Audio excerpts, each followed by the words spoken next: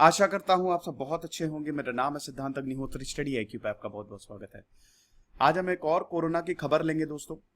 Corona अब hair pin shape में change हो जाता है, ये एक स्टडी ने बताया है। अब आप बोलेंगे इससे हमको क्या लेना देना।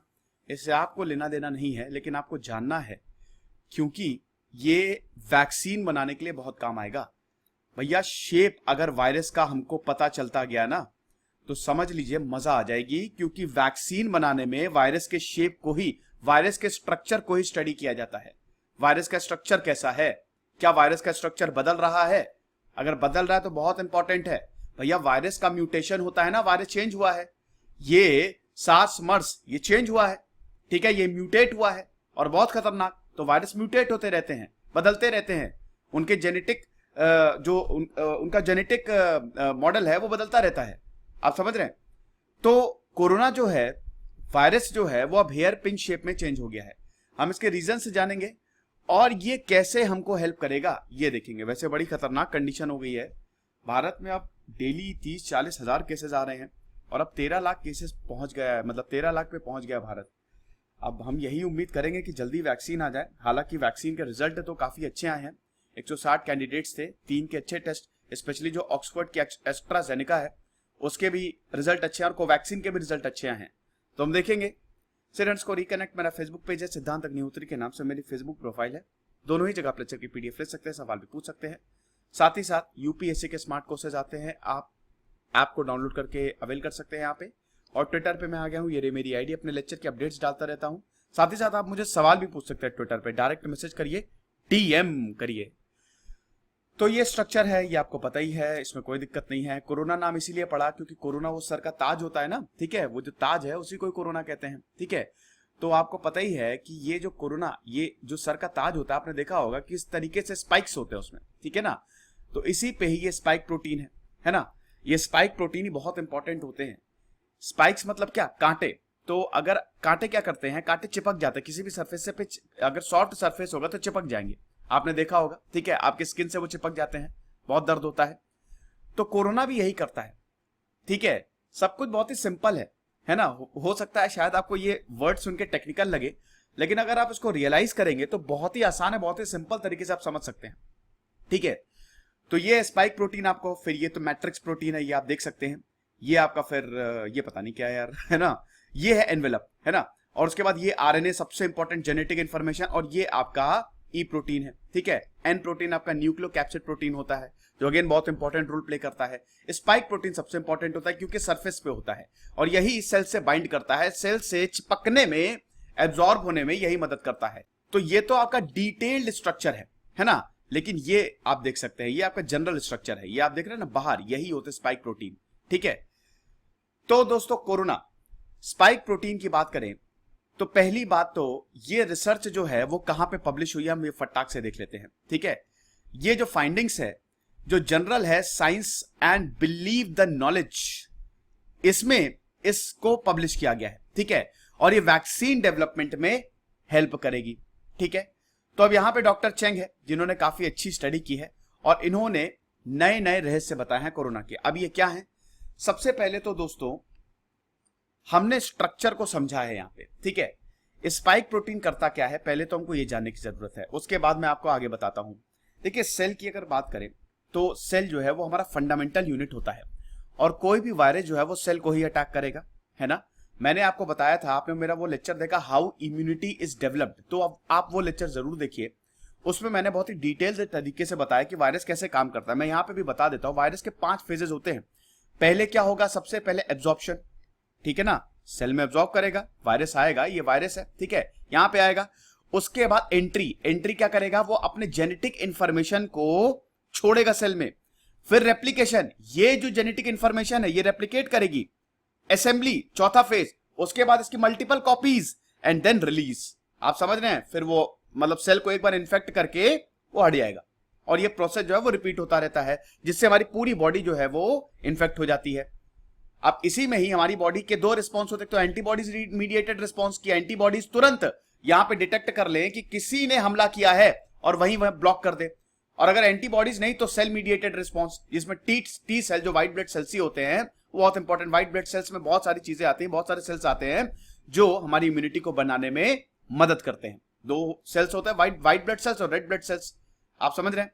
तो दोस्तों ऐसा है कि स्पाइक प्रोटीन की बात करें तो इन सब में स्पाइक प्रोटीन सबसे इंपॉर्टेंट होता है। जैसा कि मैंने बताया कि ये कोरोना के सरफेस पे आपको मिलेगा, और यही प्रोटीन जो रेप्लिकेशन होता है ना, ये ह्यूमन एंजाइम्स जो ACE2, देखिए इन सब में ह्यूमन एंजाइम सबसे इंपॉर्टेंट है, सिग्नल भेजे जाते हैं। तो जैसे ही स्पाइक प्रोटीन जो है, कोरोना वायरस जो है, जैसे ही आपके सेल को इन्फेक्ट करेगा, तुरंत ये ह्यूमन एंजाइम से अटैच हो जाएगा, जिसको ACE2 रिसेप्टर कहते हैं, ठीक है, और अपनी मल्टीपल कॉपीज बनाना शुरू कर देगा, सिग्नल भेजेगा, जेनेटिक इंफॉर्मेशन पास करेगा, ठीक है, और फिर खेल खत्म, सेल खत्म, मतलब पूरा इन्फेक्शन चालू और फिर आप बीमार पड़ जाएंगे। अब इसमें दो चीजें हैं, एक होता है सेल में एब्जॉर्ब होने से पहले, जिसको प्री फ्यूजन स्टेट कहते हैं, सेल में अभी एब्जॉर्ब पूरी तरीके से एब्जॉर्ब नहीं हुआ है। एक होता है सेल में एब्जॉर्ब होने के बाद, जिसको पोस्ट फ्यूजन कहते हैं। पोस्ट फ्यूजन खतरनाक स्टेट होती है, क्योंकि एक बार सेल में आपका जो जेनेटिक इंफॉर्मेशन है, एक बार अगर आपकी मल्टीपल कॉपीज बनने लगी तो फिर वो बहुत दिक्कत हो जाएगी, फिर वहां पे आप वायरस को नहीं रोक सकते। इससे बेटर है कि हम प्री फ्यूजन स्टेट में ही इसको रोक दें, एब्जॉर्ब होने से पहले ही हम इसको रोक दें। आप समझ रहे हैं। फ्यूजन के बाद हम ये देखते हैं कि इसका स्ट्रक्चर चेंज हो जाता है, शेप चेंज हो जाता है। फ्यूजन से पहले कुछ रहता है, फ्यूजन के बाद कुछ रहता है, ठीक है ना। हालांकि फ्यूजन से पहले भी अपने अल्टरनेटिव फॉर्म में आ जाता है, ये इस रिसर्च में बताया है। डॉक्टर बिंग चेन ने क्रायोजेनिक इलेक्ट्रॉन माइक्रोस्कोपी का यूज करके इस फाइंडिंग को निकाला है। कहां पे है ये? बॉस्टन चिल्ड्रन हॉस्पिटल में, ठीक है ना। दो होते हैं ना, before and after the fusion with the cell. Fusion से पहले क्या स्ट्रक्चर है, यहां पे फ्यूजन के बाद स्ट्रक्चर ही चेंज हो जा रहा है, शेप चेंज हो जा रहा है। लेकिन इसमें बताया है कि ये फ्यूजन से पहले भी अपने अल्टरनेटिव फॉर्म में आ जा रहा है। अब ऐसा है कि इसका मतलब क्या है, ये सब टेक्निकल चीजें मैंने बताई, but what does that mean, what does that signify? It signifies कि जो हमारी एंटीबॉडीज है ना, वो post fusion state of the virus को टारगेट करती हैं, तभी तो वायरस ब्लॉक नहीं हो पा रहा है। ये कितनी बड़ी बात है।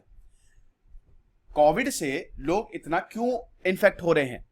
क्योंकि हमारी एंटीबॉडीज उसको ब्लॉक ही नहीं कर पा रही हैं। अभी क्यों ब्लॉक कर नहीं पा रही हैं?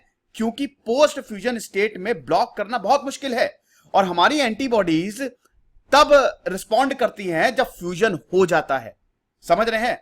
तो post fusion state of the virus में आपकी एंटीबॉडीज ब्लॉक नहीं कर सकती। जो मेम्ब्रेन फ्यूजन होता है, मतलब जो एंट्री ऑफ द वायरस होती है, उसको ब्लॉक नहीं कर सकती, बहुत लेट हो जाएगा। आपके घर में अगर कोई खतरनाक मेहमान आ रहा है तो दरवाजे पे ही उसको रोक दो।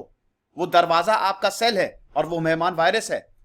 एक बार मेहमान दरवाजे के अंदर आ गया तो आप कुछ नहीं कर सकते, घर तहस नहस करके चला जाएगा, बस देखते रहेंगे आप। ये इन सिंपल वर्ड इस रिपोर्ट में बताया है। तो हम क्या कर सकते हैं? प्री फ्यूजन, पहले ही इसको ब्लॉक कर दो, ठीक है। वैक्सीन बनाने के लिए हम पोस्ट फ्यूजन और प्री फ्यूजन स्टेट दोनों स्टडी कर रहे हैं, ठीक है। तभी तो वैक्सीन बनेगी ना। HIV की वैक्सीन इसीलिए नहीं बन पाई अभी तक, 40 साल हो गए, आज तक HIV की कोई वैक्सीन नहीं आई। क्यों नहीं आई? वो पोस्ट फ्यूजन स्टेट में काम करता है। हमारी एंटीबॉडीज पोस्ट फ्यूजन तो मुश्किल है।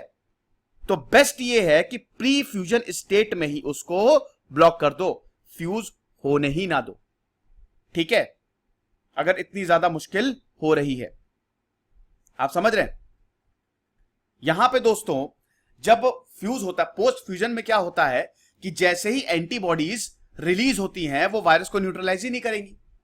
मतलब जो स्पाइक्स हैं, यही स्पाइक्स प्रोटीन की वजह से ये धोखा दे देते हैं एंटीबॉडीज को, एंटीबॉडीज डिस्ट्रैक्ट हो जाती हैं, ठीक है, और हमारा सेल जो है वो इन्फेक्ट हो जाता है पूरी तरीके से, बॉडी हमारी इन्फेक्ट हो जाती है, ठीक है।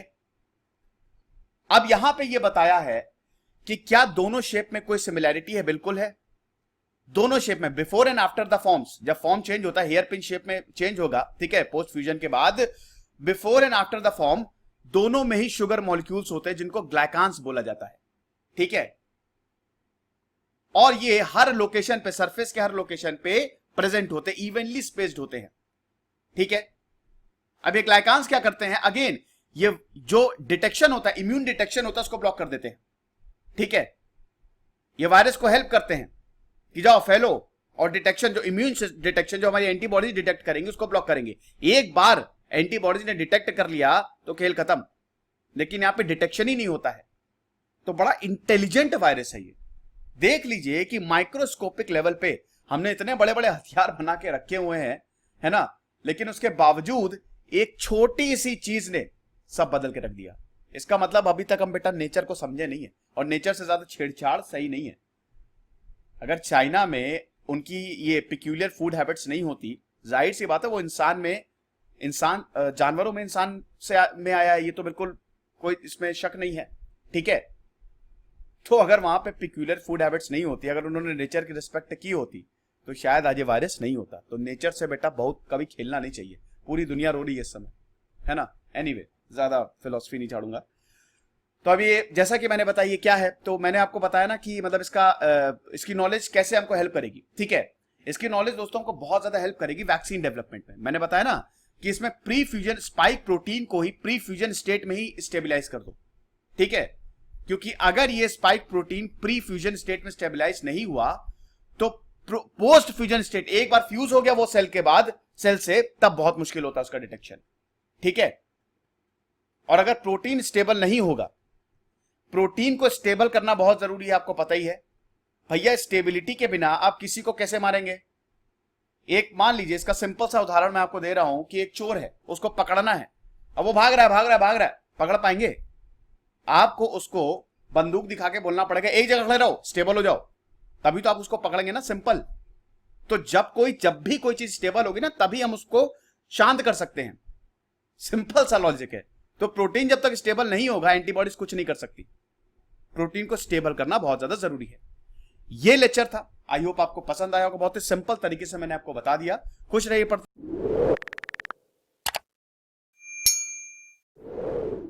जैसे सिद्धांत अग्निहोत्री साइनिंग।